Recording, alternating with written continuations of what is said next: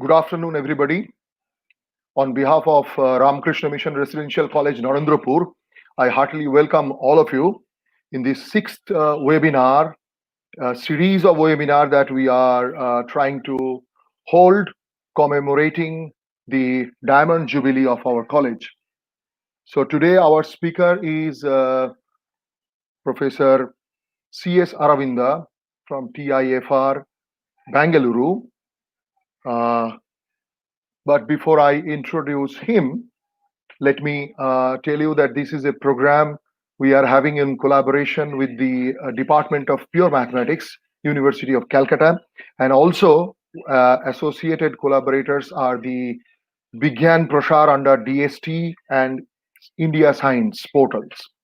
So to begin the program, I humbly request our revered principal Maharaj, Swami Shastroghanandaji, to welcome the speaker. Namaskar. This is really a very delighting occasion of Ramakrishna Mission Residential College, Narendrapur, when we are going to organize the sixth webinar in the Department of Mathematics to commemorate this Diamond Jubilee celebration of the college. Today, in this webinar, we have amidst us a highly reputed mathematician of today's world, Professor C S Aravinda from TIFR.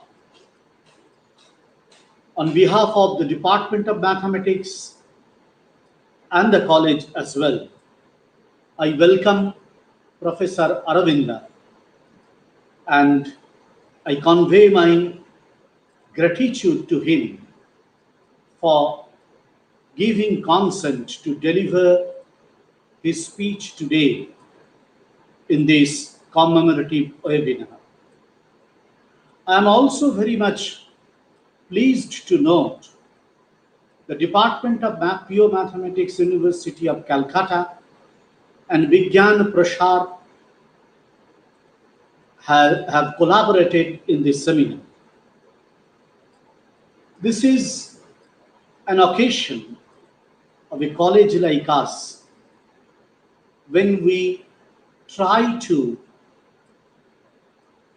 interact with the academicians of not only in our state but also in the country. We feel that the journey of an academic institution becomes more and more successful, illuminating, if it gets acquainted with more and more reputed academicians, scientists, writers, experts, and researchers. At the same time, one of the fundamental objectives of an academic institute is to open up the gates of knowledge for the students and researchers and faculty members of its own institute and the institute outside of its own periphery as well.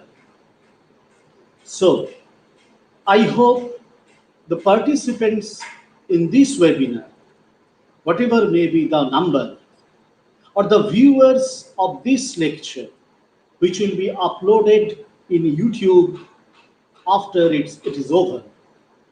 I hope all of them, especially who are interested in mathematics, interested in the legendary life of Ramanujan, and interested in the research interest of Ramanujan, I hope such experts, such scholars, such students, faculties will certainly get benefited by today's lecture. Professor Aravinda needs no introduction, although our Professor Parthasarathi Mukhopadhyay of our Department of Mathematics of this college will introduce him formally. But at the same time, it is true that a mathematician, a mathematics teacher, and a mathematics researcher like Professor Aravinda, when comes in front of the listeners hailing from the same field, naturally, it's a great privilege for the participants. I welcome Professor Aravinda. I welcome all the distinguished speakers today, the collaborators, and other participants who are viewing this webinar and who will be viewing this webinar after it is uploaded. I once again hope that this webinar will surely open up new horizon of knowledge, will surely usher in new lines of research, and that will be the ultimate benefit that the participants today will be able to accrue. Once again, welcoming all of you and conveying my best regards for the success of this webinar, I conclude. Namaskar. Thank you, Maharaj, for your kind introduction. I now invite Dr. Otoshi Devry, Head of the Department of Pure Mathematics, University of Calcutta, to say a few words on this occasion. Dr. Devry. Good afternoon, everyone. We are very happy that the Department of Pure Mathematics, University of Calcutta, got the opportunity to collaborate with Ramakrishna Mission Residential College, Narendrapur, in organizing this commemorative lecture. This is a part of the Diamond Jubilee celebration of Ramakrishna Mission Residential College, Narendrapur, and it is, of course, a great pleasure and honor for us to be a part of this initiative. Year 2020 is perhaps a turning point in the history of the entire mankind, and we are all passing through a very, very hard time in all respects, physical as well as mental. But to regain this, our mental peace and come out of the trauma of the global pandemic, we are learning every day how to live with this new normal. In spite of all odds, this difficult time has taught us a lot of good things today. Day by day, we are getting used to avail the resources virtually. We are convinced today that nothing can stop us learn. Nothing can stop us exchange our knowledge. And on top of everything, physical distance cannot be a barrier to any good initiative. Today, we are eagerly waiting to learn from Professor C S Aravinda from TIFR Bangalore about Srinivasa Ramanujan, a genius and an outstanding mathematician. Welcome, Professor Aravinda, in this webinar. On behalf of the Department of Pure Mathematics, University of Calcutta, I cordially welcome all the dignitaries, teachers, scholars, students, and all the participants in this lecture, and wish all of you enjoy this lecture and make this webinar a grand success. Thank you so much.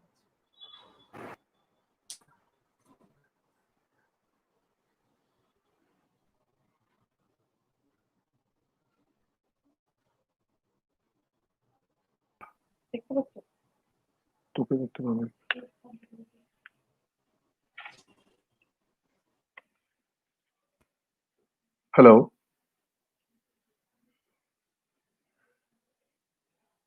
So thank you, Otoshi. And now before I invite Professor Aravinda for his lecture today, let me in brief introduce Professor C S Aravinda.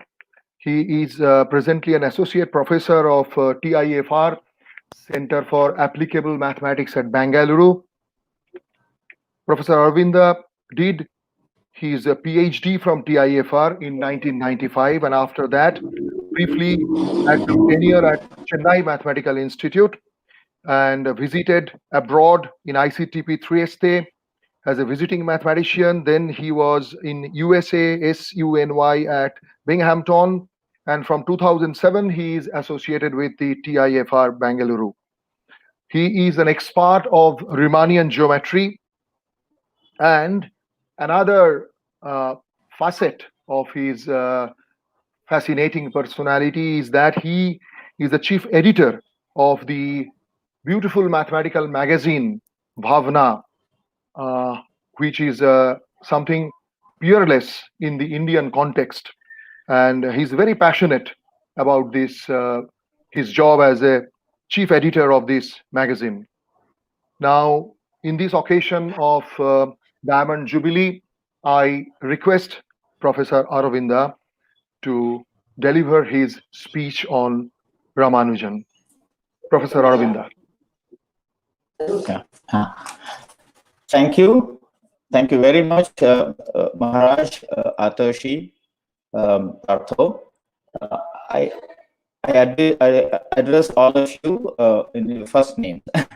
It's a great pleasure, honor for me, especially on this occasion.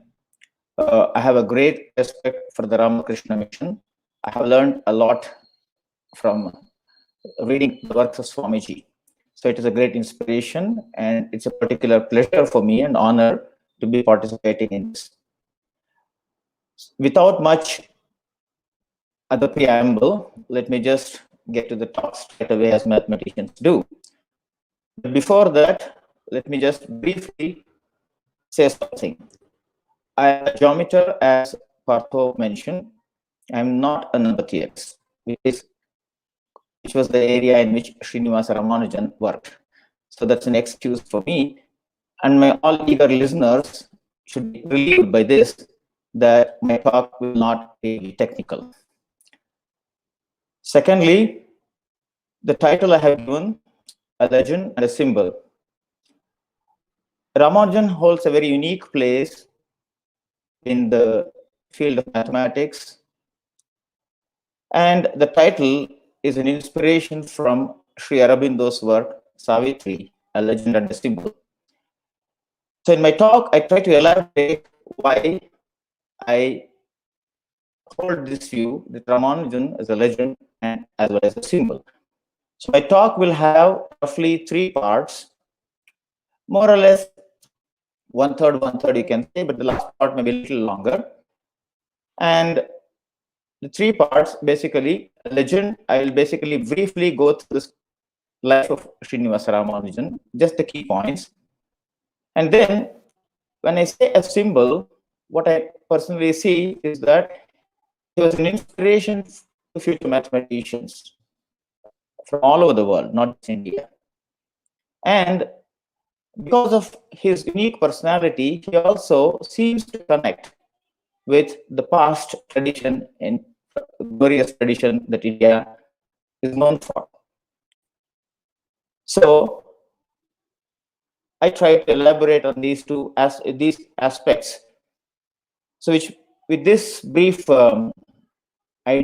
brief outline of my talk, let me just go ahead. So Srinivasa Ramanujan, the legend. Here is my first slide. So very quickly, he was born at Erode on 22nd December 1887 to Komalathammal and Srinivasa Iyengar. And he went to school in Kumbakonam. Then he actually stood first. He was a brilliant student. And he joined Town High School in 1898.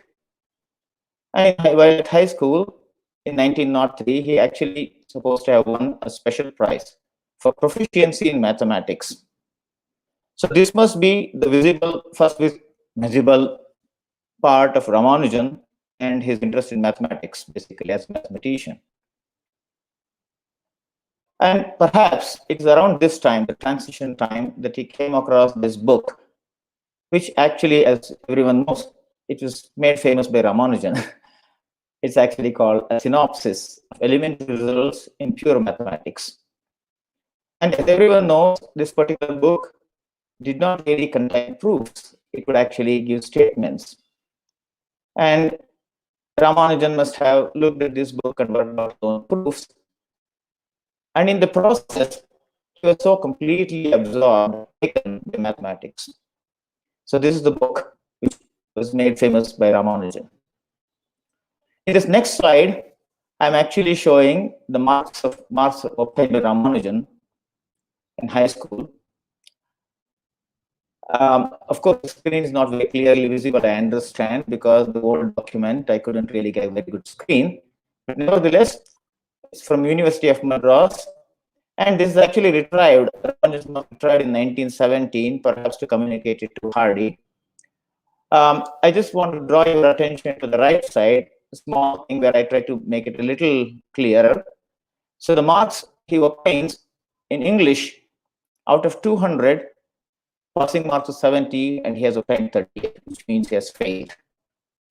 And even in Sanskrit, out of 100, he has obtained 34 instead of 35, just 1 mark short of passing perhaps. And in mathematics, 85 out of 100, 150, which may not be a great score in these modern times, but one should understand that those days the evaluation was much more stringent. And in physiology and history, 0 means perhaps he never sat for those exams. So you can see that mathematics has completely overtaken Ramanujan. And what is the result? Because he failed, perhaps, he couldn't really face the world because he knew he was intelligent. He stood first and he would praise and all that.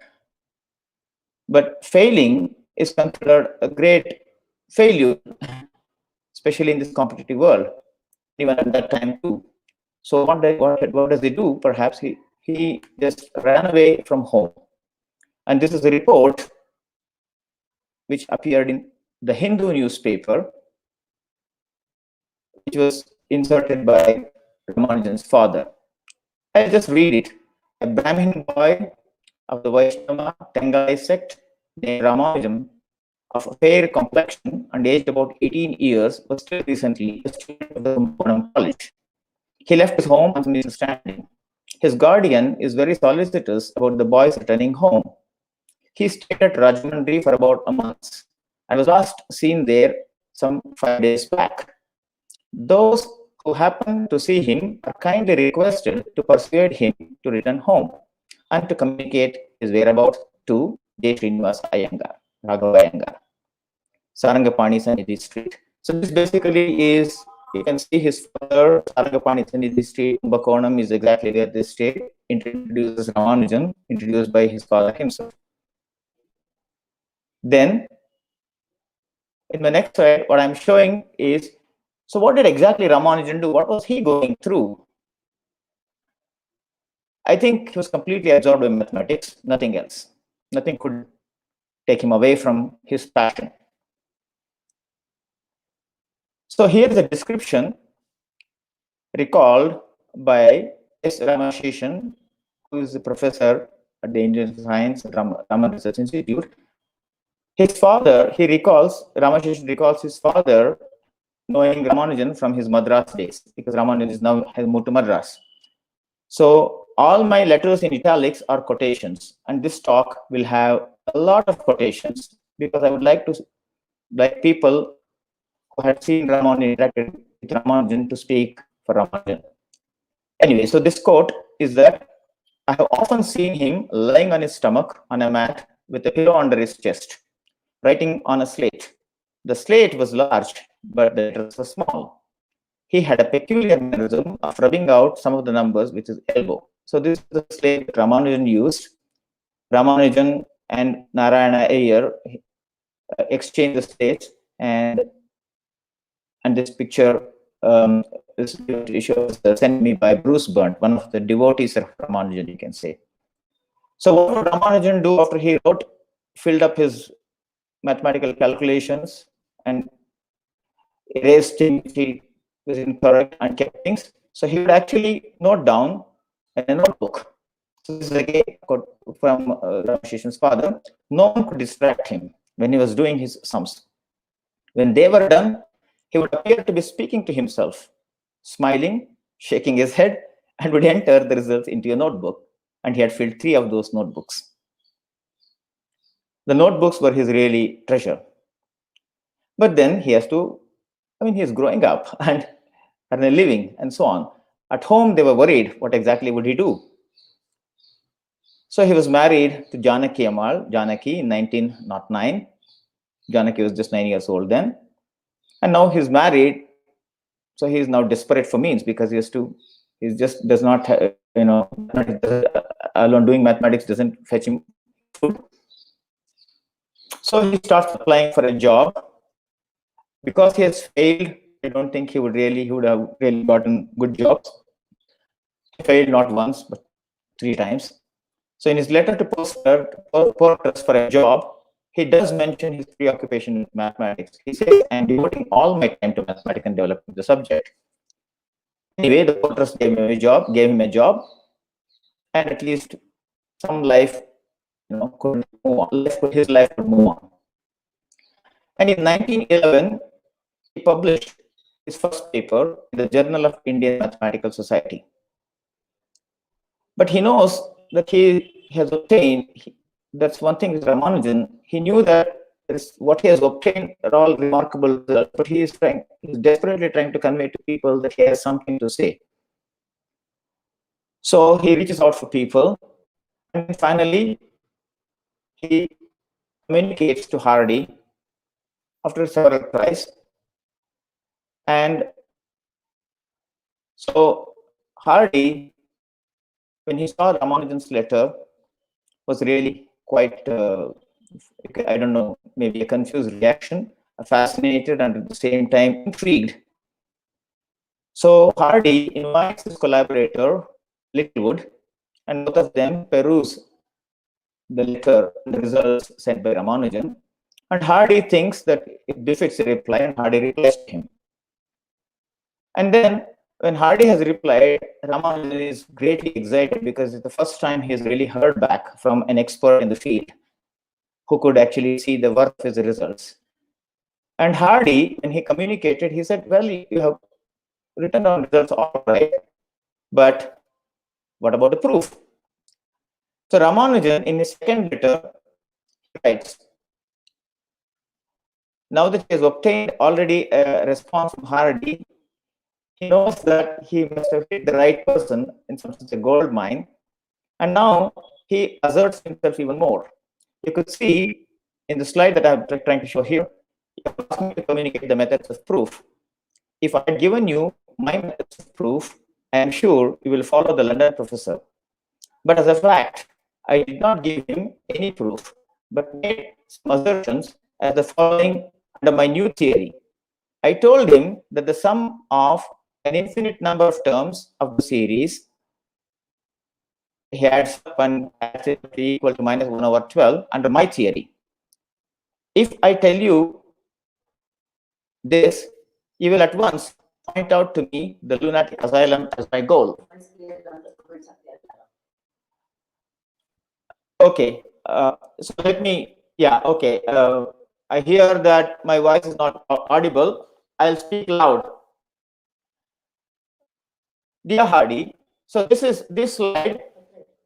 slide is Littlewood writing to Hardy, looking at Ramanujan's second letter. So Littlewood and Hardy have really gone through what Ramanujan has written, and so he writes commenting on one of the results. He said the stuff about primes is wrong. Anyway, and then he ends the letter saying, looking at Ramanujan's assertion, not giving proofs again, but supplying a lot more results. He says how maddening his letter is in the circumstances. I rather suspect he is afraid that you will steal his work. By the way, I saw at the London Math Society his name as an author in some Indian journal of mathematics. There was nothing by him in that particular past thought. So this is Littlewood writing. So people have really been, at least not proofs, at least looking at the results and trying to work them out. And of course, Littlewood, as you know, was really a great mathematician. So to move on very quickly, Ramanujan eventually actually makes a trip to England, and the Hindu newspaper has reported in March 1914 expressing happiness of Ramanujan boarding the ship. And then, as everyone knows, Ramanujan went there and was. Hello, am I audible? I heard my wife keeps telling me that I'm not clearly audible.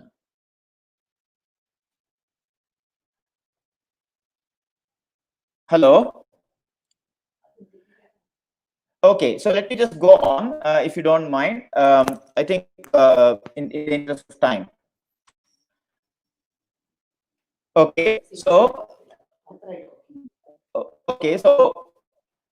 anyway, very quickly I will say to the legend. So Ramanujan definitely fell ill because in the World War, being being a vegetarian. So he writes a letter to his friend sometime in June 1918. He says, the whole of last night I had fever, and my temperature this morning was about 102 degrees. So he's definitely suffering. And at the same time, his mathematical creativity has just gone completely unperturbed. So he's written a letter to Hardy, a mathematics letter, which contains a lot of involved calculations. In the same letter, I found an excellent slide. What you see on the left side is a page from the letter to Hardy, looking at a certain series and computing the coefficients. And he computed the coefficients, as you can see, P1, P0, P1 up to P12. And as you can see, the numbers are piling up like a mountain. And exactly the same calculations, same numbers appear in that particular paper published in the Royal Society of London. This is 1918 I'm talking about. It's a joint paper by Hardy and Ramanujan. And whatever calculations Ramanujan has made and left in his letter to Hardy is reproduced in this particular paper. I'm showing this slide to say, give an idea that Ramanujan worked hard. It's not that this came to his mind from his dream and he just noted down and so on. It's not that he was just an instrument who captured theorems from the air and just passed it on. He worked hard. So that's very important and extremely important. And even when he was running a temperature of 102, he worked hard. And that's the point I really want to emphasize in this slide. So naturally enough, he was proposed for the Fellow of the Royal Society, a great honor. This particular slide is a page from the nomination application put up. Actually, all Hardy's are handwriting below. And as you could see, from personal knowledge, there are names of Hardy and Littlewood, as also many other names. Apart from that, there is this Hobson and Baker. These are the two people to whom Ramanujan had written even before he wrote to Hardy. I do not know, it's anybody's conjecture, but somehow I am tempted to say that the London professor that Ramanujan mentions in this letter to Hardy could have been one of these. Anyway, and Ramanujan returns to England, India, ill health, and of the death of Ramanujan to Hardy from Madras on 26th April 1920. So that's the legend. The next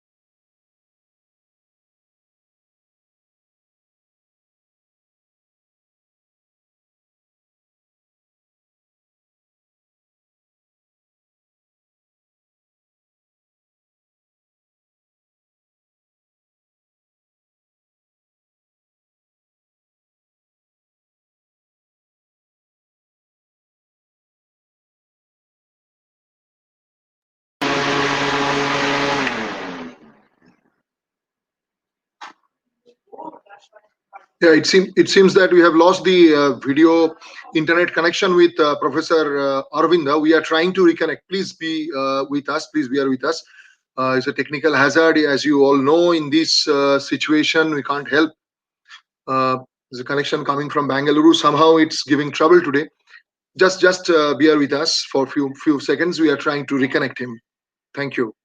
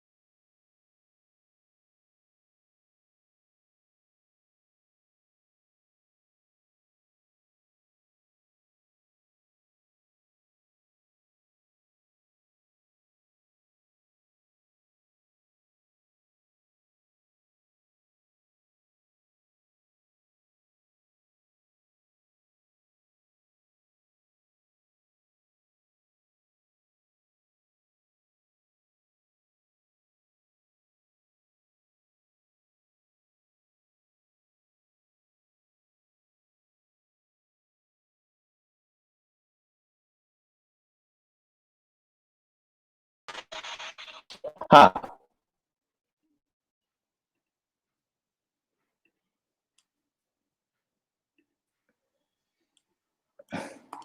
Yes, Aravinda. Am I audible now? Is this better? Fine. Yeah, this is much better. Yes.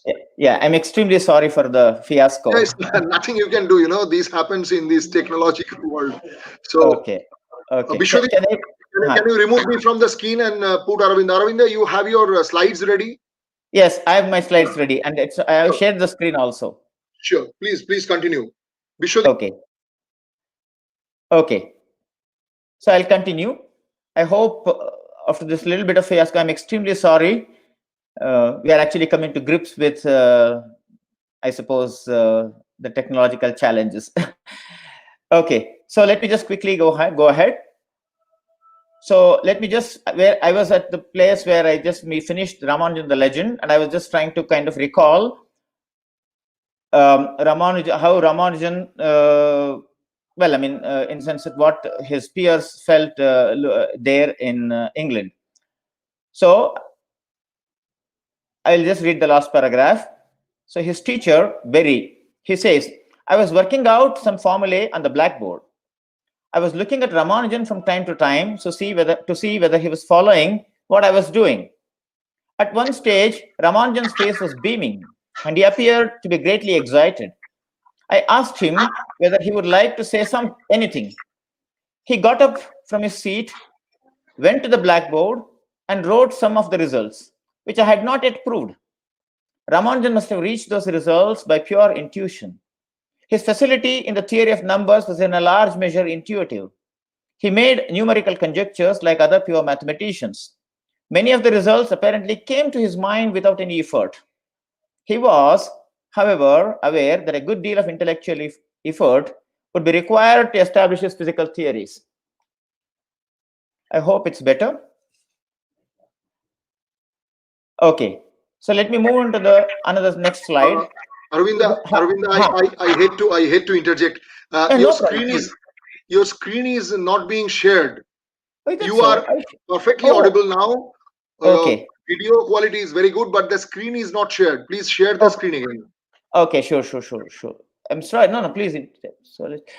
Oh, yeah. Thank you. I'm sorry about that. Yeah.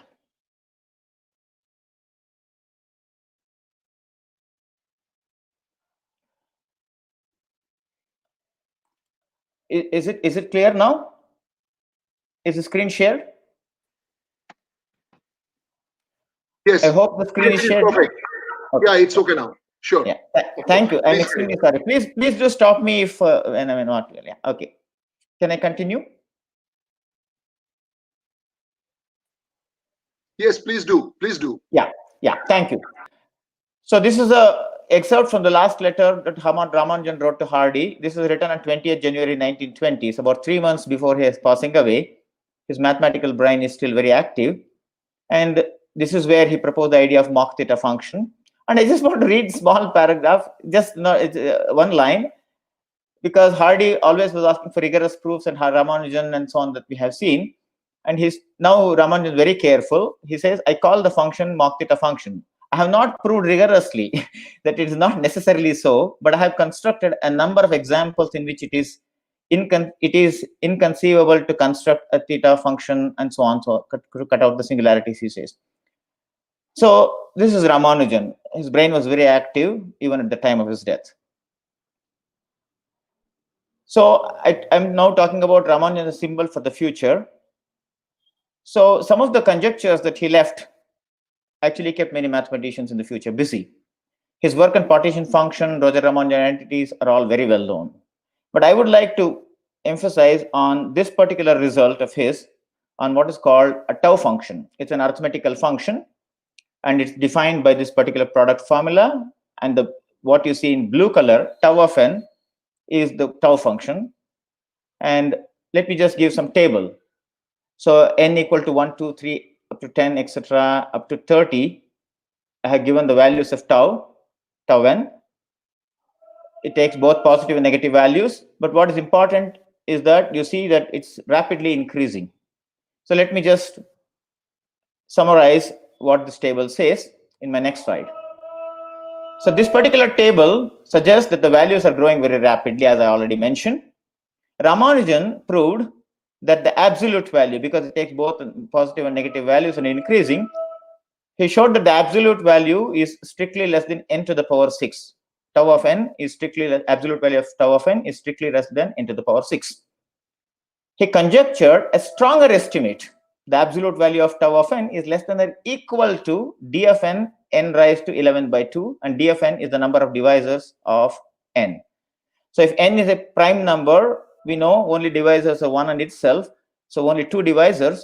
If p is a prime, then the absolute value of tau of p is less than or equal to 2p raised to 11 by 2. This is the question attracted the attention and efforts of many who proved incremental improvements of Ramanujan's estimate, and it was Hardy who gave it the name Ramanujan hypothesis. Interestingly, it was finally proved by the French mathematician Pierre Deligne in the early 1970s as a part of what are called the Weil conjectures, and he received the Fields Medal for this particular result. So talking about Deligne, and since I said I won't talk technical, and I mentioned a couple of technical points, let me just relieve you a little bit by showing you some pictures. So I'll show you next 4 or 5 slides are some pictures from the Ramanujan Centenary Colloquium in TIFR when I was a student. I was in 3rd year in 1988. This particular colloquium was 1 week long, January 4th to 11th, I vividly remember. And this is Professor Jean-Pierre Serre, one of the Fields medalists in 1954. He was lecturing, and I just point you to Deligne here. And next photograph is Dan Zagier and Jean-Pierre Serre, both of them absolutely, mathematicians.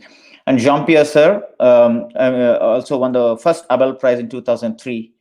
And he's still around. He's 94, and he turned 94 only very recently on September 16th.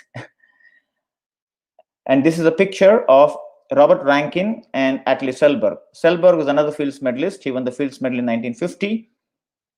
And they're enjoying the Ramanujan Centenary, as you can see. And here is Atli Selberg giving lecture to an audience consisting of several people, K.G. Ramanathan and so on, Raghunathan, that I can recognize. And it was a great inspiration for a 3rd year student like me to see these great mathematicians. And I was particularly in awe of Atli Selberg. He was just marvelous. So there was an excursion to Elephanta Caves, and I took this picture, and my brother was also there. So we took this picture, and my brother went on the back of the photograph. He got Selberg's autograph with warm regards, Atli Selberg. And Selberg actually gave a public lecture titled Reflections Around the Ramanujan Centenary, and he recalled I'll just make a very relevant quote. He recalled, Srinivasa Ramanujan's work played a very important role in my own development as a mathematician. I first saw his name in 1934 in an article in the periodical of the Norwegian Mathematical Society that my father had subscribed to. The title of the article, if I translate from Norwegian, was The Indian Srinivasa Ramanujan, a Remarkable Mathematical Genius. And Selberg goes on to say, but for what I have translated as remarkable, the Norwegian word carries a connotation meaning unusual and somewhat strange.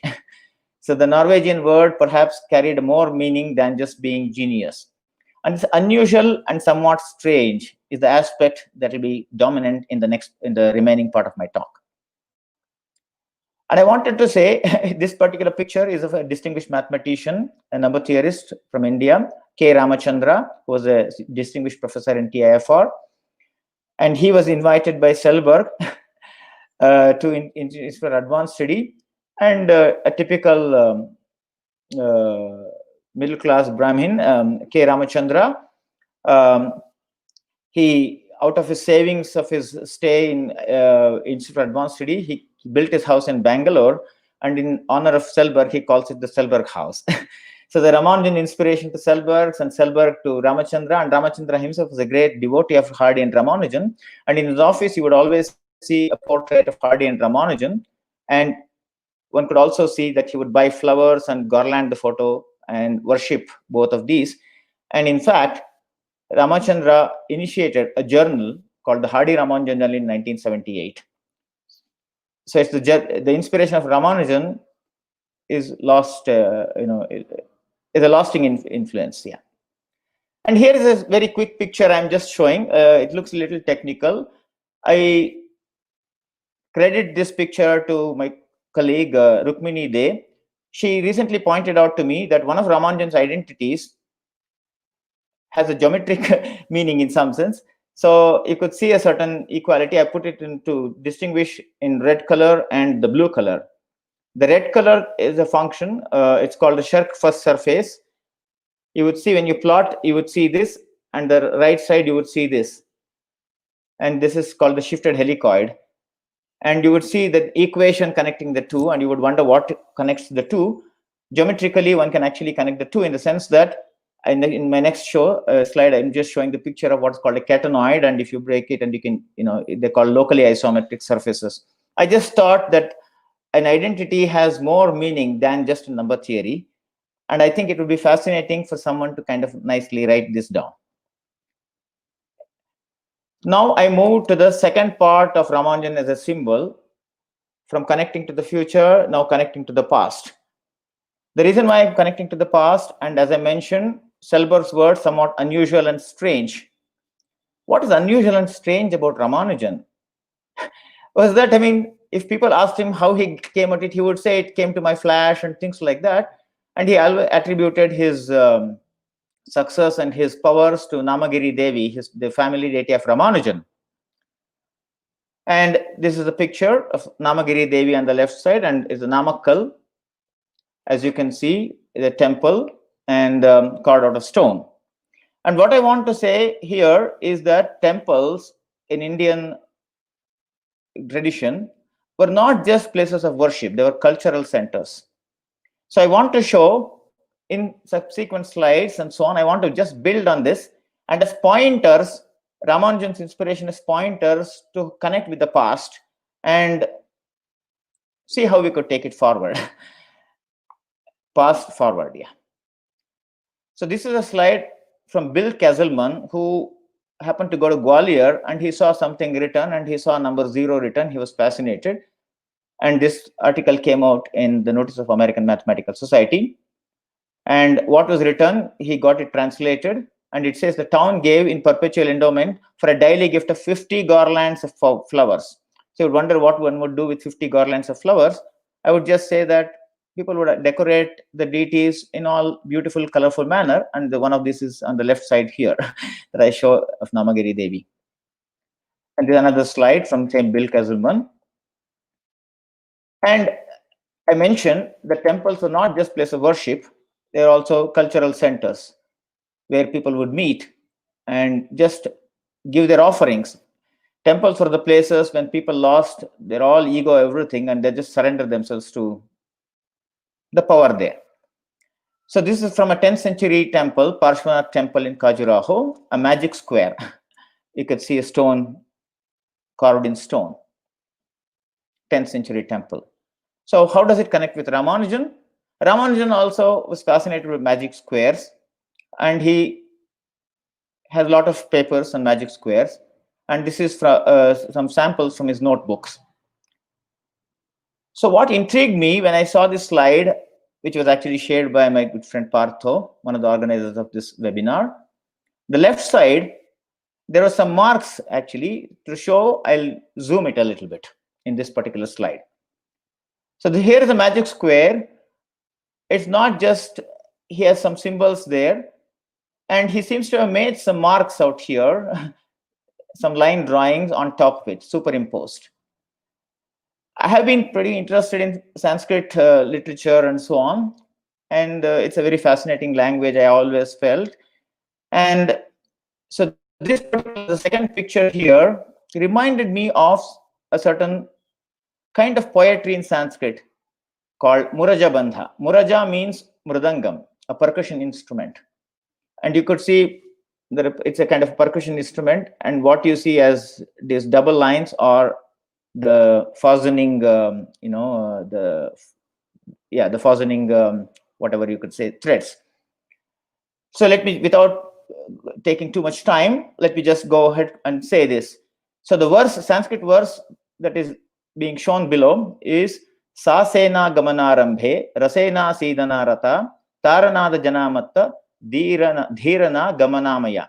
So it's just a verse. So what does it have connection with this Muraja Bandha? So if you see Sasena Gamanarambhe, all the 4 lines are just as it is. But the words are chosen so cleverly that if you see this way, if you can actually see my pointing arrow, Sasena Gamanarambhe, all the time 4 long, Gamanarambhe, like that. The second line, Rasena Sidanarata Tara Nada Janamatta Dhirana Gamanamaya. So in a sense, these words are chosen in this particular verse to fit in a certain pattern, so a visual pattern. This is called Muraja Bandha. And since Ramanujan was, as we saw, failed in Sanskrit, so it may not have inspired, but all Indian languages have, imbibed richness of Sanskrit. And in Tamil, I saw these 2 bandhas. In Sanskrit, they're called Naga Bandhas, and that's what is written also in Tamil out here, where you can see where are the intersecting things. There are these letters, and there's a peacock, and so on. There's patterns, the visual patterns, and the verses fitting into that, and so on. It's a fascinating intellectual engagement, I believe. So when I saw this, and also, by the way, there is this, the first slide here, the top one, reminded me of this Naga Bandha, and there are a lot more Naga Bandhas. So I was looking at things, and then you can see practically in every Indian temple, some feature or the other. So what I'm trying to say is this: 2 years ago, I happened to go to a place called Keladi in Karnataka, and I was fascinated by seeing these Naga Bandhas. I mean, it sounded remarkable to me. There is Dvinaga Bandha, 2 of them, and there is the Ekanaga Bandha here. It's such complicated undercrossings, over crossings, and so on. I'm sure carving this required in stone. It's not that easy. So I get some comments like, please use headphones. I'm using headphones. Am I audible? Okay. Yeah. Okay, so next slide. So in the same temple, I also saw some things written here, 0 and 1 and so on. So in temple, as I mentioned, it's not just place of worship. People just displayed their talents out there. And this 0 and 1, it says in Old Kannada, Tala Prastara. So it must be some meter. And as we know, in Sanskrit, you had the long syllable and the short syllable, Laghu and Guru. They actually coded some number thing and so on. So it's an old tradition. Going forward, So it's not just a play as such. They also recorded results in coded form. And the beauty is this. So this particular slide is a slide from Professor Rodhan Narasimha, who wrote an article in Nature. This article is discussing just one particular verse from Sanskrit. It's titled Signs in Terse Verse. Signs meaning sign function, and the table for the sign function is given in this. And if you read the verse, I'll just try to read something: maki, bhaki, pakhi, dhaki, naki, nyaki. Just the first line. So it sounds like an absolute gibberish. But the thing is that if one wants to understand, it actually gives you a sign table. And this article of Professor Rodhan Narasimha, which is appeared in Nature, gives you how he has actually encoded the sign table in this. So coding large numbers in synthetic words made them easier to memorize. What exactly I mean by this is that I'm on a lighter note. When I was actually in my degree college in Central College, Bangalore, I studied physics, mathematics, and electronics. And in electronics, we studied some component called the resistor. As all of you know, it has color codes, the color bands, and the color bands signify the strength of that resistor. And we were supposed to know how to read the number, and the color bands were various color bands were there, and one of the codes we had to know the writing down from 0 to 1 and so on. B.B. Roy of Great Britain had a very good wife. So we would take B.B. Roy, R.O., B.B. Roy, B.B. R.O.Y, G.B. V.G.W. That's how we used to remember. So it's a standard practice, not just in India, everywhere, to some important tables to remember them.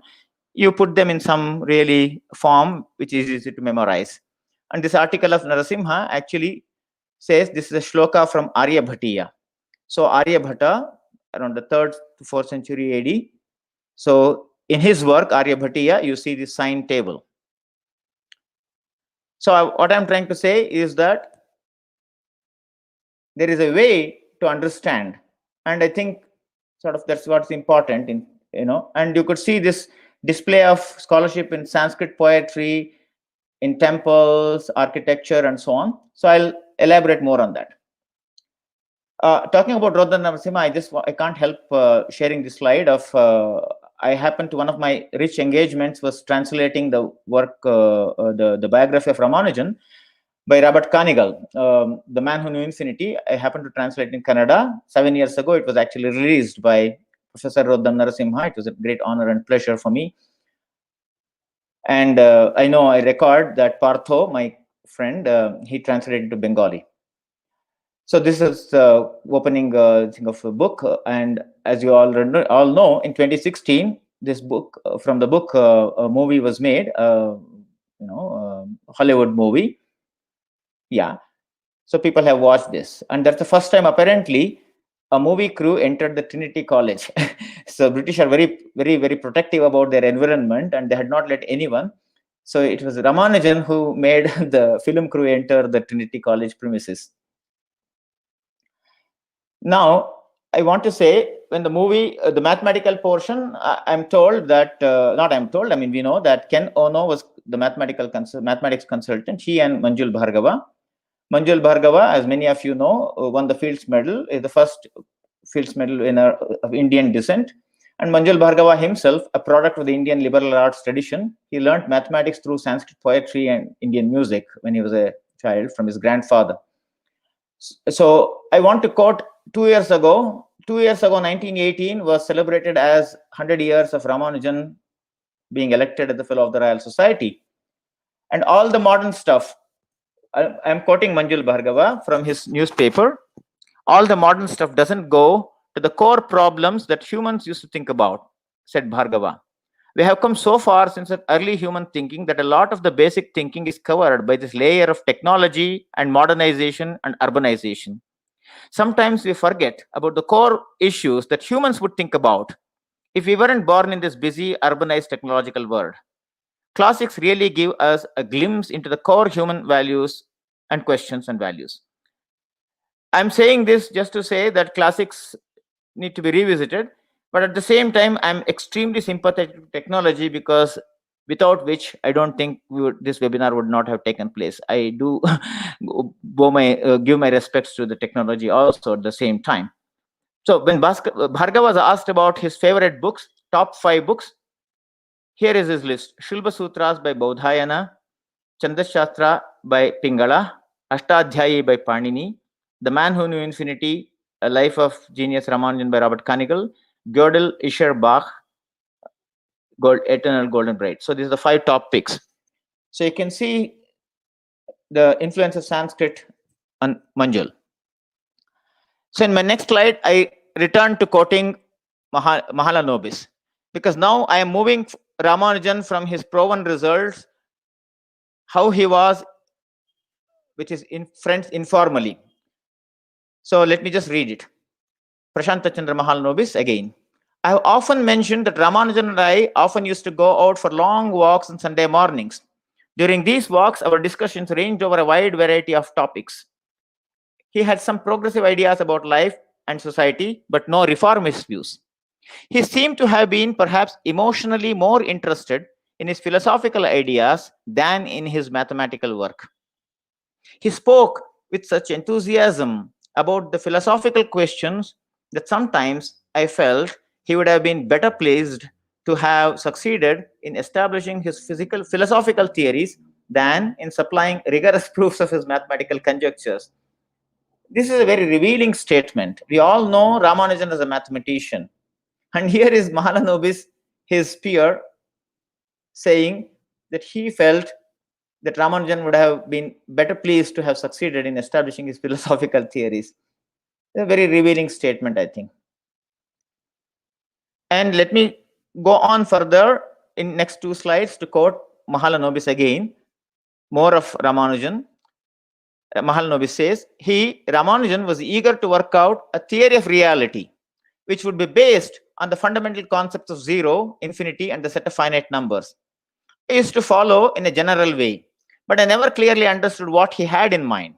He sometimes spoke of zero as the symbol of the absolute, Nirguna Brahma, of the extreme monistic school of Hindu philosophy, that is, the reality to which no qualities can be attributed, which cannot be defined or described by words, and which is completely beyond the reach of human mind. I go on to quote Mahalanobis again. He looked at the number infinity as a totality of all possibilities, which was capable of becoming manifest in reality and which was inexhaustible. According to Ramanujan, the product of infinity and zero would supply the whole set of finite numbers. Each act of creation, as far as I could understand, could be symbolized as a particular product of infinity and zero, and from each such product would emerge a particular individual of which the appropriate symbol was a particular finite number. I have put down what I remember of his views. I do not know the exact implication. Mahalanobis. So this is another aspect of Ramanujan. We all know in England, given Ramanujan's background and traditional and so on, he had a great company in Hardy and Littlewood for mathematics. But I think for all other things, he had some Indian friends. So Mahalanobis was one of them. And we owe it to Mahalanobis to have recorded this. Now, I want to kind of go further and say, what about all this philosophy and so on? Let me quote Professor Rodam Narasimha again, because we are treading an area where we need to be quite careful, actually, speculation and reality. So there are 2 things. So I quote basically from Professor Rodam Narasimha in an editorial in Current Science about 4 or 5 years ago. He wrote, he was recalling a certain statement another great mathematician called Hermann Weyl made in his preface to Hermann Weyl's book. He made this statement: Occidental mathematics has in past centuries broke away from the Greek view and followed a course which seemed to have originated in India and which has been transmitted with additions to us by the Arabs. In it, the concept of numbers appears as logically prior to the concept of geometry. That's what Hermann Weyl says in his preface to the book. And quoting this particular preface, This is what Rodam Narasimha says in that editorial, which was titled "The Historic Storm at the Mumbai Science Congress." So let me quote Professor Narasimha. As I said, my talk is quite a lot about quotations.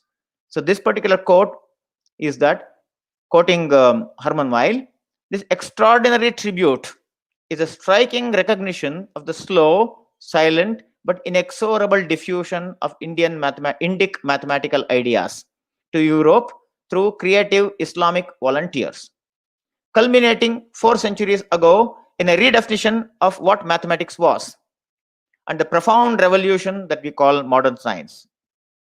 It is high time we learned once again to distinguish science from mythology, and in brackets he says either can be fun, but they are best when not mixed.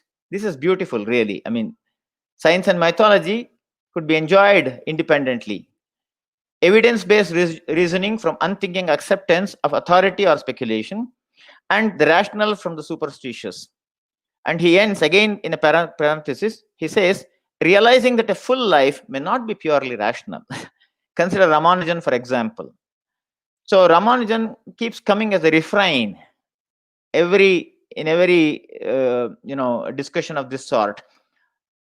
When a pure subject like mathematics, where results are absolute, but then the way the results come about to Ramanujan, perhaps only Ramanujan could understand the rational, and Ramanujan's interest in philosophy. Now, I can't help quoting when I mentioned rational and so on, and when Professor Narasimha says may not be purely rational, consider Ramanujan, for example. I can't. This is an irresistible quote from Harish Chandra, one of the most distinguished mathematicians in the post-Ramanujan era. And as a mathematician, I feel Harish Chandra should be a lot more known over the world, even among people outside mathematics, than he is presently. Anyway, so I quote Harish Chandra. I have often pondered over the roles of knowledge or experience on one hand, and imagination or intuition on the other in the process of discovery.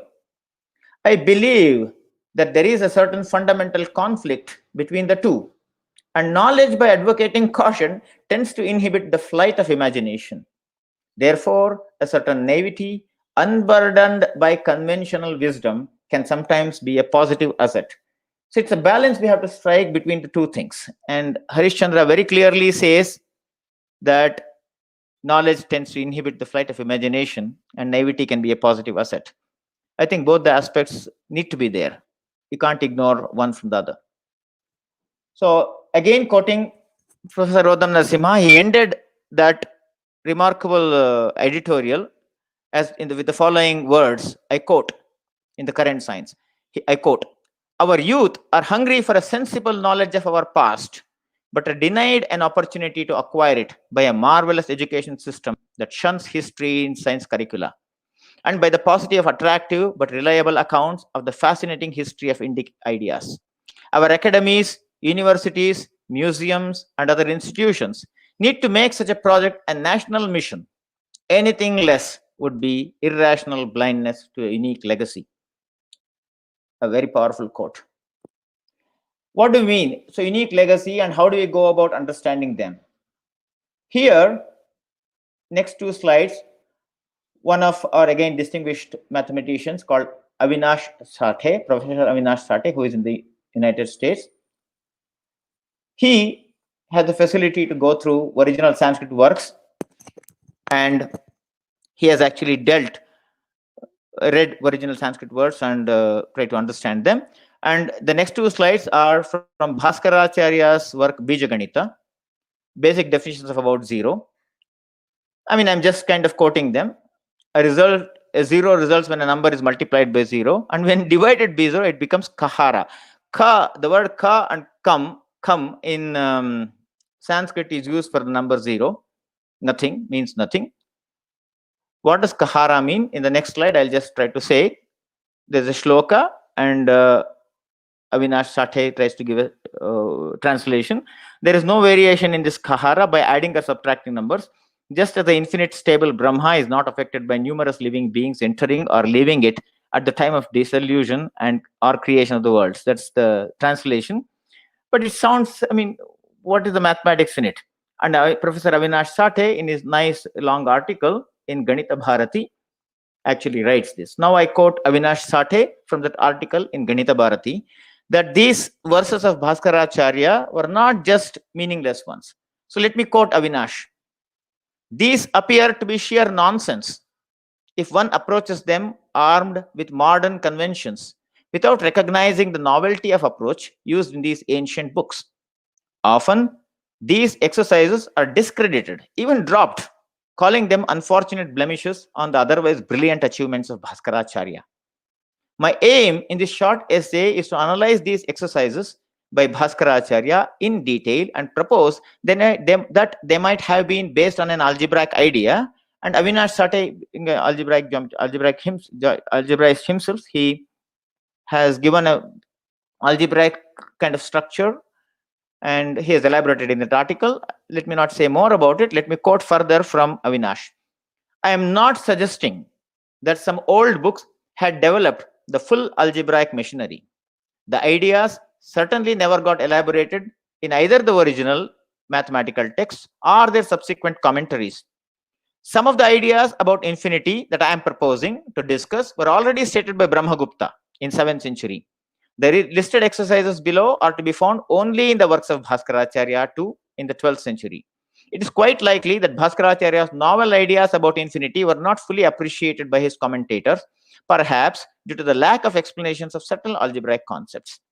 So Avinash Sathe has given a nice algebraic framework with which you could interpret Bhaskaracharya's result in that article. So this is what I think one means by saying that one needs to very carefully kind of go analyze them and see what it kind of points to. While on Bhaskaracharya and Brahmagupta, I want to show a few slides. Bhaskaracharya the second, as we know, wrote Lilavati, and in Lilavati, let me just quote this particular works, and I'm coming back to the temple architecture, as you can see from the picture on the right. A particular shloka or the verse in Lilavati is the following: Pashankushahi damaruka kapala shulaihi khatwanga shakti shara chapa yutair bhavanti anyonya hasta kalitaihi katimurti bhedaha shambhor hareriva gadari saroja shankaihi. So what I'm saying, what this verse says is that in the last line he says, just like Vishnu has 4 arms adorned by Shankha, Chakra, Gada and Padma, Shiva has 10 arms with several things, Damaruka, Kapala, Shula and all that. And if you Anyonya Hasta Kalitaha, if you keep changing, permute, how many forms you would get? And it's now, I think a lot of people have talked about it. I see it and viral, it's gone quite viral. Many people have talked about it. All that I'm trying to say is that if you permute these things in 4 hands, you will get 4 factorial, you will get 24 forms of Vishnu. And this shloka, Bhaskaracharya is asking, if you permute among the 10 arms of Vishnu, what is the, how many different variations will you get? Naturally, 10 factorial is a humongously large number. And perhaps this is because a temple in Belur, one of the Hoysala architecture temple, it's basically, I think, a Shiva temple, which is why I think there was no 24 forms of Vishnu, but that I believe that some variations are there in some temples. In this one, so there is Vishnu armed with 10 things here, and they wouldn't display all the 10 factorial forms. But instead, in the next picture, I want to show, but the same mathematical idea is displayed here in same Belur Halebik temple, Belur temple.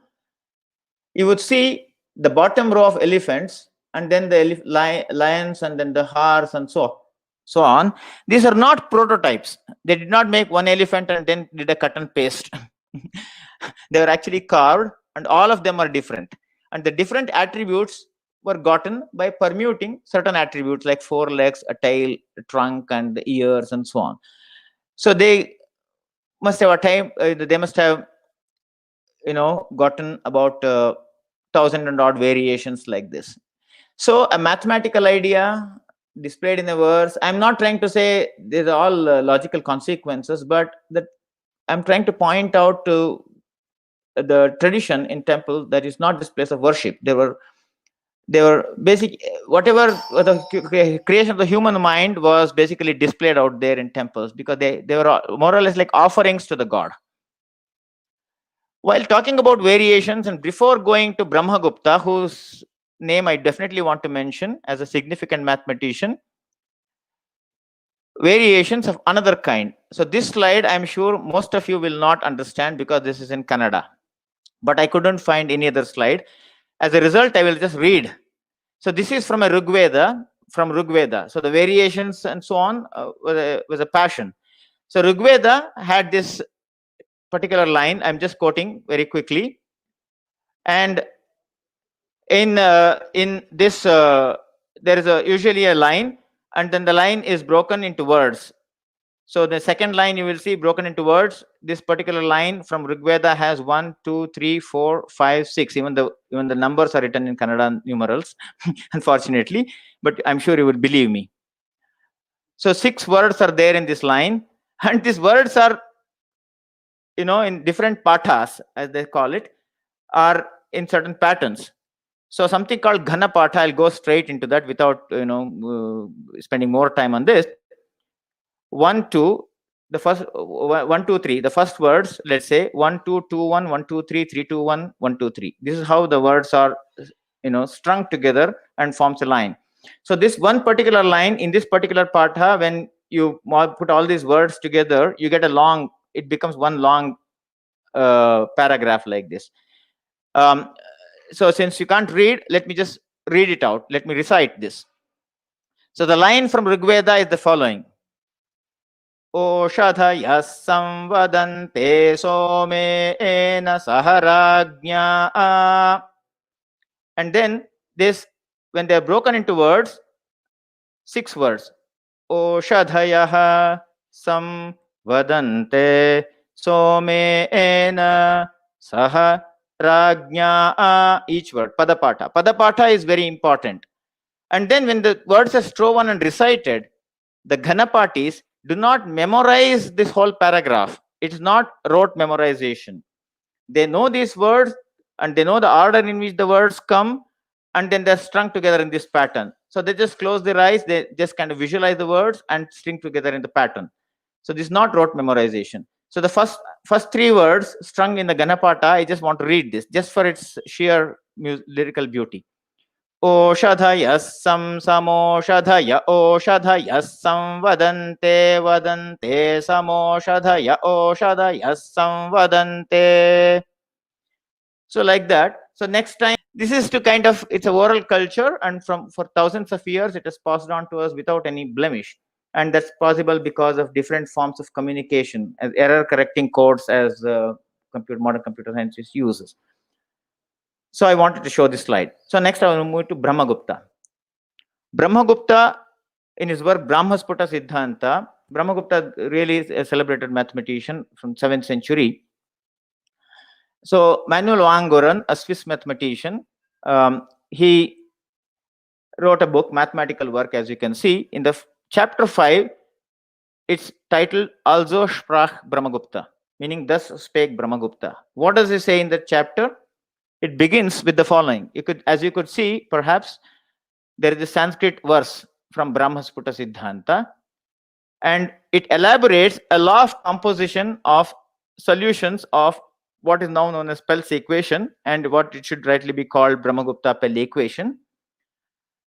And this particular composition law is called Bhavana, the name taken by the magazine. We would call it like a magazine, Bhavana, that Partho mentioned in the introduction. So this particular shloka, and actually talking about it, Professor Wanguren mentions that he calls the result Brahmagupta's lemma. So in my next slide, and the last slide I can see, I'll relieve you after this. I don't want to speak. You just see this particular Sanskrit verse, which is a deep mathematical content, and I will set that to music. A friend of mine has rendered this.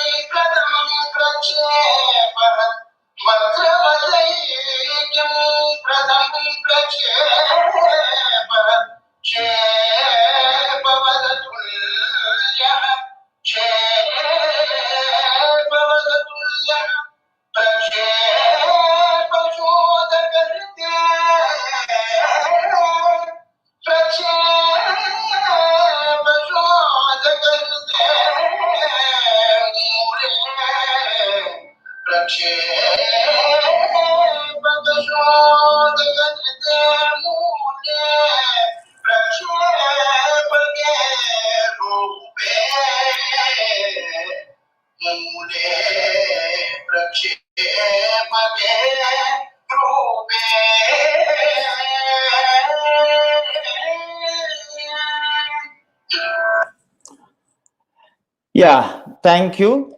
I thought it would be a great tribute to Ramanujan to end this with this particular rendering in Carnatic music. The rag called Madhyamavati. Usually Carnatic music concerts end with Madhyamavati. And I think Ramanujan growing up must have grown up using, hearing his mother sing this. So it's a tribute to all of them. I thought this would be an appropriate way to do it. Thank you for your patience and putting up with all the technical difficulties. Thank you. Thank you, Professor Aravinda, for a nice, a mesmerizing lecture indeed. You have touched upon so many different facets, starting with Ramanujan, the highest, one of the enigmas of tau function, to the kind of symbol, the way you interpreted it, the way the thing is imbibed in our culture, the mathematics itself interwoven everywhere in our culture, be it in pictures, be it in sculpture, be it in music. And you, in such a short time, in such a beautiful way, you have touched upon so many facets, and almost everywhere somehow or other linked the enigma of Ramanujan. It was really fascinating, really mesmerizing, and we are all enriched undoubtedly by such a nice lecture. So this is time for questions. So if we have any questions from the audience, so there is one question, perhaps you can see Pratik Kulkarni asking you, sir, signs were first described by Aryabhata, and he is trying sort of confirmation from you, because there was a sign function that Vakhi Makhi, one of Aryabhata you have mentioned, that Ardha, yeah. So please. Well, Pratik, I think the point I wanted to make here, are you able to hear me? Yeah. The point I wanted to make here is, I think it's not a good idea perhaps to say who did it first and who did it later, honestly. I think it's more important to really discern the mathematical content and try to understand, and as I mentioned in some other slide of Avinash Sate, to see exactly the mathematical content hidden in some of the Sanskrit verses. And the reason why I mention it is because somebody who knows only mathematics or somebody who knows only Sanskrit, neither of them can deserve. It requires the knowledge of both people knowing Sanskrit as well as mathematics. Just to give an example, something like he was killed by a king, let's say, take a word. I mean, I'm just talking in English, but suppose, by killed by a king in Sanskrit, actually a mathematical interpretation is multiplied by 16. Killed, ghata, as we saw there, is a word for multiplication, and in Sanskrit you really use it variety. So I would imagine, I would personally, to cut the long story, I mean, to make your answer short, personally I would I don't know, I wouldn't be able to answer whether Aryabhatta was the first one to discover sine function or something. I would rather say admire the mathematical maturity that our culture had attained at that age. Thank you. So this is M.S.V. Rao. Huh. And he just pointed out something that you have already mentioned, and we are all very proud of that. Yes, indeed, Aravinda translated The Man Who Knew Infinity into Kannada. Yes.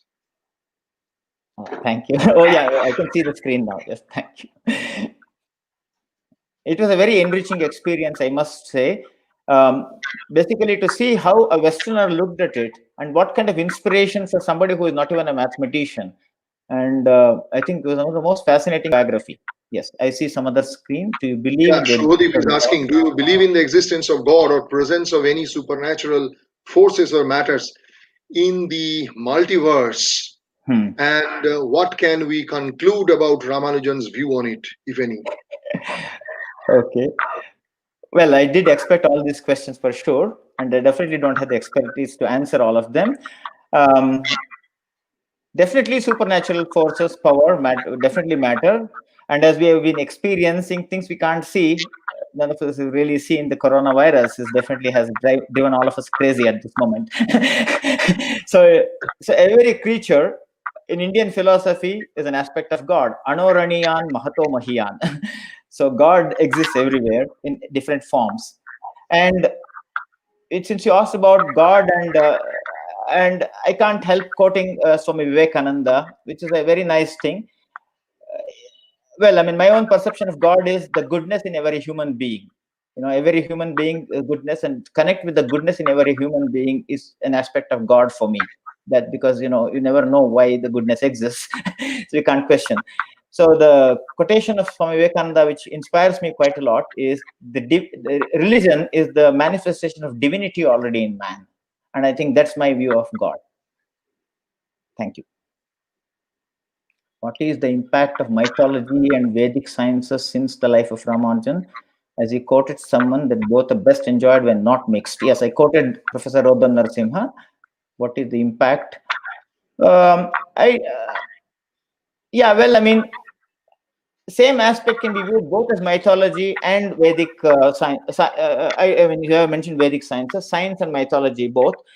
One of the beautiful things about Sanskrit is, as I mentioned just already, if you just read the Sanskrit thing, it looks like it, you know, you're describing a certain event like somebody was killed by a king. Okay, but then the mathematical interpretation is something else. So what I'm trying to say is that, well, I mean, you can't quite say it should not be mixed, but there is a way to look at it, and I think it's the aspect, I suppose. Yeah. So there's another one. He says, Anirban Roy, do we have any finding of Ramanujan work in the field of tiling? Tiling, okay. Good question. I'm not aware of that at the moment. Yeah, only thing from Ramanujan's work in geometry, of course, the squaring the circle also had various approximations that I know. And well, the particular slide that I mentioned, the one of the Ramanujan identities, which had this what are called minimal surfaces, meaning you know, zero curvature. Well, I do not know. As you saw some on the right hand side was an infinite sum, on the left hand side was an equation. It's a geometric expression of that. I do not know if it's related to tiling really, but perhaps worth looking at. Any other question? It appears that there is none. No more questions. But then, if you permit me, Aravinda, I wonder. I just want to ask you one thing that I have noted, that you have pointed out the exchange between Ramanujan and Mahalanobis, where these philosophical, metaphysical things were mentioned, like Nirguna Brahma and corresponding mathematical ideas of multiplying zero and infinity. And you have definitely connected it, Professor Shate's beautiful algebraic explanation to that paper. But somehow you didn't mention that these two are sort of connected. Professor, if you have gone through that, I'm sure you have gone through that paper Yes, in details, the yeah. Ganit Bharati paper of Professor Shate.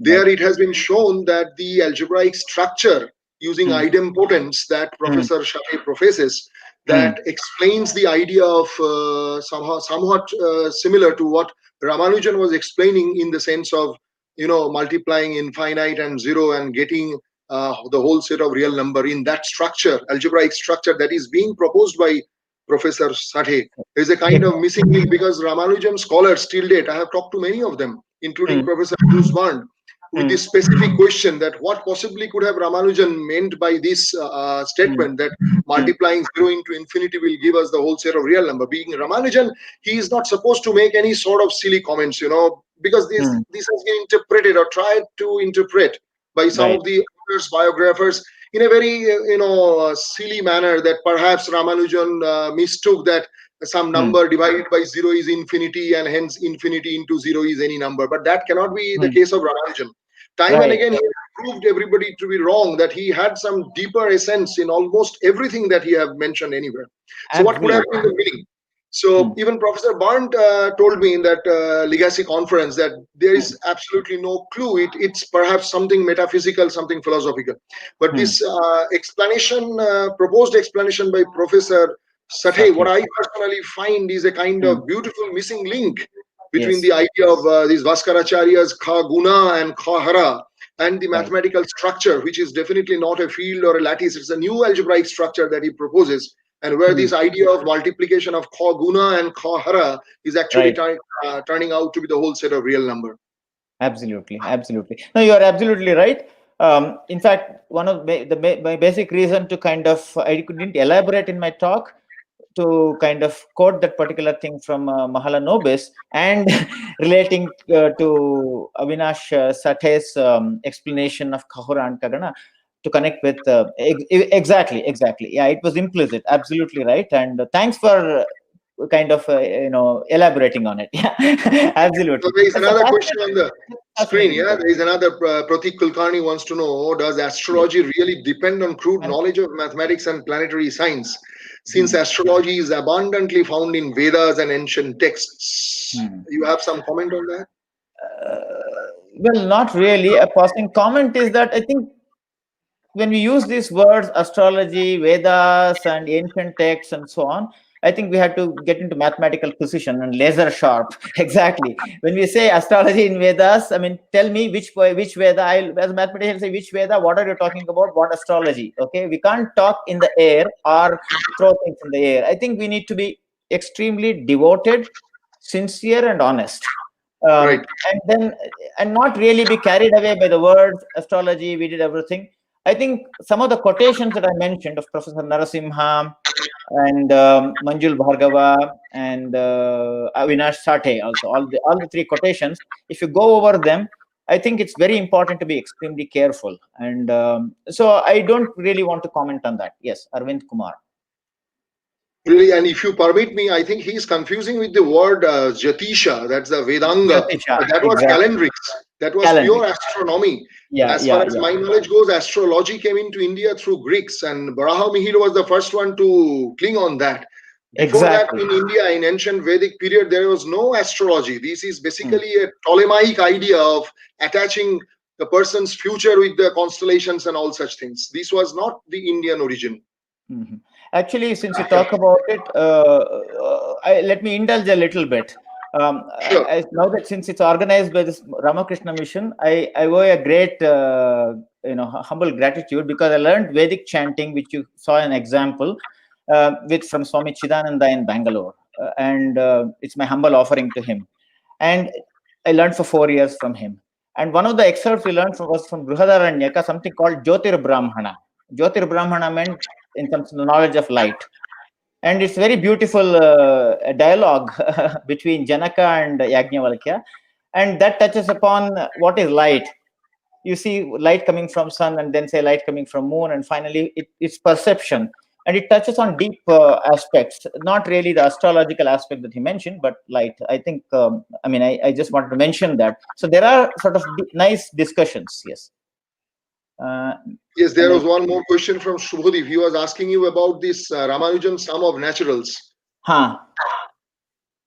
What can we infer or understand? And then I saw some Arvind Kumar thing, I think that went off. What can we infer or understand from the result of the Raman summation conference? Arvind Kumar was just a comment, no question. He just commented on the extraordinary lecture we have listened from you. No, thanks. This is a question that you can address if you want to. Yes, Ramanujan summation. Yeah, Shubhadeep seems like summation of the countably infinite numbers, if any. The result is extremely fascinating. I mean, he is referring to that 1 + 2 + 3, that minus 1 by 12. Right. I think there are expositions of that. Basically, working continued fractions and yeah. I think I would rather, instead of answering here like this and face to face, I would email me, and I would rather point out to you an exact source where you can read about it. I think that would be better, because saying these things in words can be confusing, and it might take that itself will take more than 1 or 2 hours, right? Yes. Exactly. So I'll definitely be happy. You're right. I will be happy to share this appropriate paper. Sorry, please, Partho. Yeah, there is a lecture that this whole series of commemorative lectures of Diamond Jubilee, we started with it just so happened that it started with the lecture on that particular equation of 1 + 2 + 3 with minus 1 by 12, and that lecture, Mr. Shubhodip Roy, if you are interested, you can check from the website of our college. That lecture was given by me, and I tried to explain the whole thing from exact mathematical perspective. It's a mathematical lecture. You need a mathematical background to understand that, and this is for about 2 hours time. So you can check that with the college website, the exact significance from all different perspectives, what it can mean, what it stands for really. Okay, then Mr. Pratik Kulkarni. A comment. Thank you, Pratik. So I think if there are no more questions, this is time to say thank you once again for your engaging lecture, and you can see so many people asking so many questions. That in itself tells about the success of some lecture. Those people who often give lectures know it very well that after the end of the lecture, if there is no question, that perhaps the lecture was not that interesting. So now you are surely satisfied yourself that you could have indulged so many thoughts in so many persons. So thank you once again for being with us, for sharing your valuable time and energy, and we were really, really enriched. And in the future, we will surely invite you again, and I'm quite sure that you will spend some more time with us. Thank you very much for being with us today. Thank you very much. Thank you very much. Let me say bye like this. Yeah. Thank you. Okay, and then a formal Thanksgiving will be done by our colleague Shumit. Please bring him on stage. Shumit will give the formal vote of thanks. Biswadip, could you please bring Shumit on stage?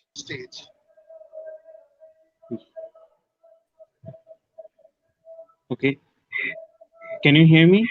Sure. Is my voice clear? Yeah. Okay. Yeah. Please go ahead. Thank you, Dr. Mukhopadhyay. I'm very glad for being assigned to the job of delivering the vote of thanks on behalf of the organizing committee. At the outset, I would like to convey our sincere thanks to the Honorable Speaker, Dr. C S Aravinda, for finding time for us from his valuable time schedule.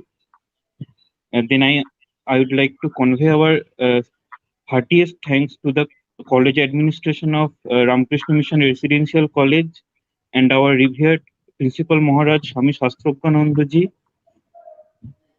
Now, I should convey my sincere thanks to the organizing committee members consisting of our departmental colleagues as well as of the faculty members of Department of Pure Mathematics, University of Calcutta, for their effort to make this event happen. Last but not the least, I would our special thanks to the audience, without whom this event would not have been meaningful. Thank you. So I think that brings an end to today's webinar. Thank you, everybody. Have a nice day. Keep safe. Stay safe. Thank you very much. Thank you so much, Partho. I really enjoyed it. Thank you.